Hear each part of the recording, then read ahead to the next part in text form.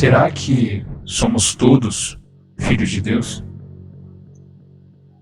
A adoção de filhos é uma das mais importantes doutrinas contidas na soteriologia, que é a doutrina da salvação, porque ela ensina a respeito de como Deus torna um filho de Adão em um filho de Deus. Sabendo disto, não somos todos filhos de Deus, mas é necessário que primeiro sejamos adotados por Deus, para que enfim nos tornemos seu filho por adoção. E entendendo que isso só nos foi concedido por causa do sacrifício do único Filho de Deus na cruz do Calvário. Observe que em um diálogo de Jesus com os fariseus e saduceus, ele chama esses homens de filhos do diabo, porque os fariseus e saduceus estavam afirmando que eles eram filhos de Deus, sendo que as suas próprias ações, o que eles faziam, provavam o contrário sobre o que eles de fato eram. O Evangelho de João, capítulo 8, 44, deixa este relato. Jesus respondeu a ele e disse, dizendo: Vós tendes por pai ao diabo, e quereis satisfazer os desejos de vosso pai. Ele foi homicida desde o princípio, e não se firmou na verdade, porque não há verdade nele. Quando ele profere mentira, fala do que lhe é próprio, porque é mentiroso e pai da mentira. Aqui nos é dito uma verdade que por muitos e muitos anos é ocultada às gerações. Não são todos filhos de Deus, mas somente aqueles que com suas ações provam que são parecidos com o Pai Celestial, parecidos com Deus. A primeira carta do apóstolo João, nós lemos o Evangelho de João. Agora a sua primeira carta, anterior ao Apocalipse, nos dá vários aspectos de como saber se de fato somos ou não filhos de Deus. Eu gostaria que você fizesse uma análise, fizesse um exame de si mesmo. E nós vamos destacar, vamos pontuar aqui alguns desses aspectos. O primeiro aspecto é: os filhos de Deus andam na luz e têm comunhão uns com os outros. Aquele que diz que está nele também deve andar como ele andou, a saber, Jesus Cristo. 1 João, capítulo 2, verso 6. A expressão aqui utilizada, andar na luz, tem o significado de seguir o exemplo de Jesus em todos os seus sentidos. Dizer que está na luz é odiar, e odiar o seu próximo é continuar na mais terrível escuridão. Não há como andar na luz e odiar o seu próximo. Se você permanece nisso, você está na mais terrível escuridão. 1 João, capítulo 2, verso 9. E todo aquele que ainda está em trevas é cego. O segundo aspecto é: os filhos de Deus não vivem mais na prática do pecado, porque isso significa se opor a Cristo, ou seja, ser um anticristo. 1 João 3,7 diz que: filhinhos, ninguém vos engane. Quem pratica a justiça é justo, assim como ele é justo, a saber, Jesus. Observe o porquê foi destacado o nome anticristo. Porque o nome anticristo é caracterizado por uma pessoa que vai contra os padrões e princípios de Jesus, ou seja, que vive constantemente no pecado. A questão aqui não é deslizar. A questão aqui é viver, é andar, é prosseguir pecando. Aquele que está em Cristo, nova criatura é, as coisas velhas se passaram, tudo se fez novo. A partir desse momento, viver em Cristo é não viver mais no pecado, ainda que sejamos suscetíveis ao pecado, mas nele não vivemos mais.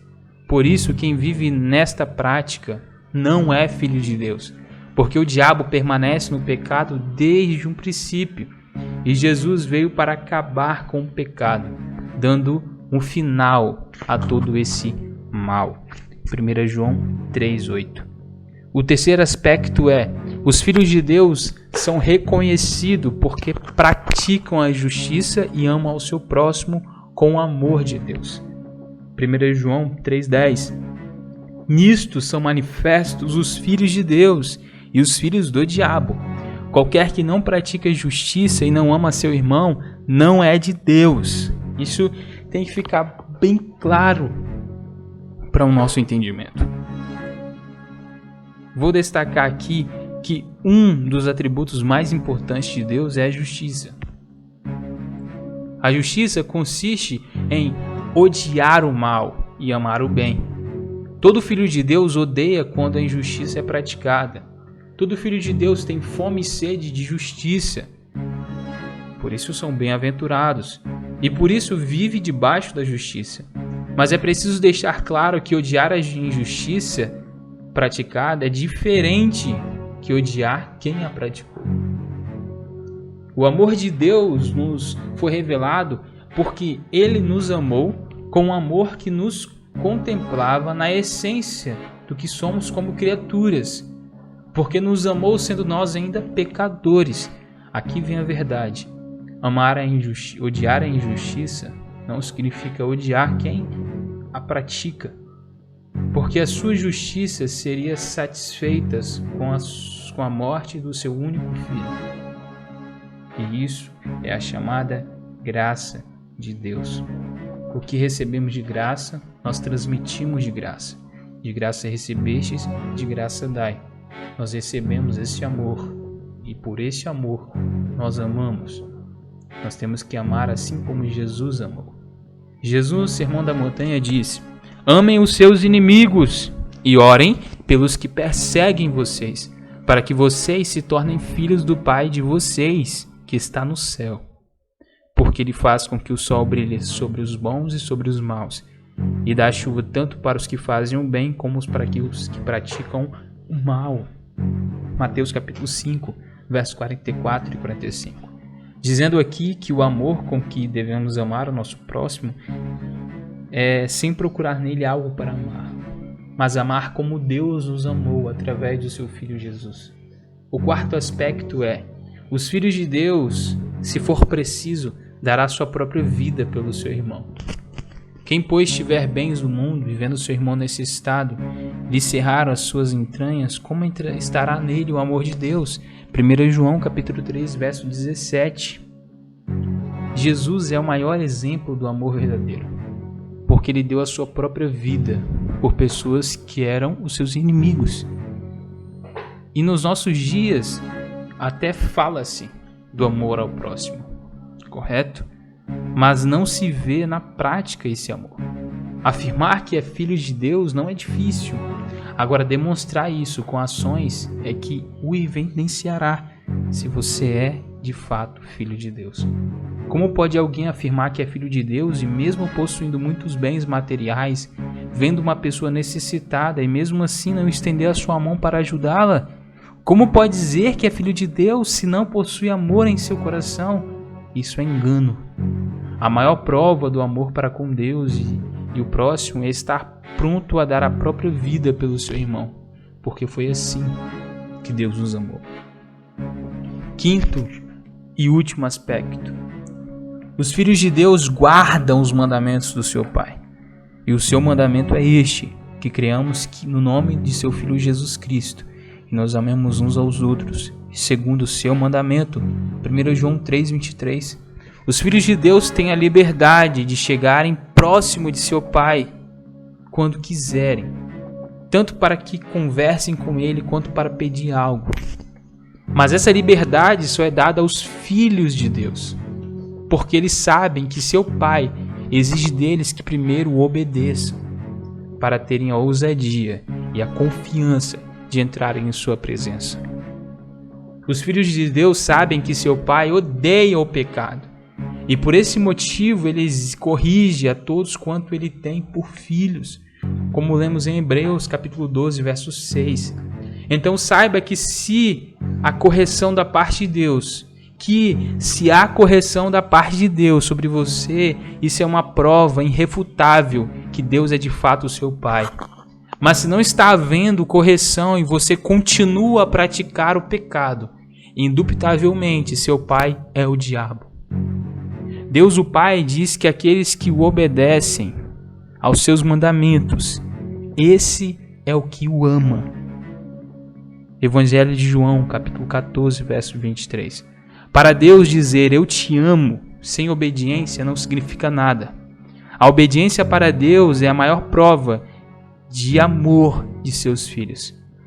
O exemplo foi o seu único filho, porque como vimos, somos filhos por adoção. Jesus é o único filho. Por intermédio de Jesus nós somos adotados. Que achando Jesus, o Filho de Deus, na forma de homem, ele humilhou-se a si mesmo, sendo obediente até a morte, e morte de cruz, como está em Filipenses capítulo 2, verso 8. Para Deus, obedecer é melhor que até mesmo sacrificarmos algo muito importante em nossas vidas, ou até mesmo entregar os nossos corpos para serem queimados, se a motivação não for obedecê-lo. Então, por fim, faça uma autoanálise e pergunte-se hoje: será que eu sou mesmo filho de Deus? Ou estou me enganando e ainda sou filho do diabo? Se está, este é o momento propício, exato, de você não endurecer o seu coração para essas palavras, mas arrepender-se dos seus pecados e crer em Jesus. E assim, os seus pecados serão perdoados e você de fato será hoje participante da família de Deus. Você de fato vai ser filho de Deus. Que Deus os abençoe em Cristo Jesus. Amém.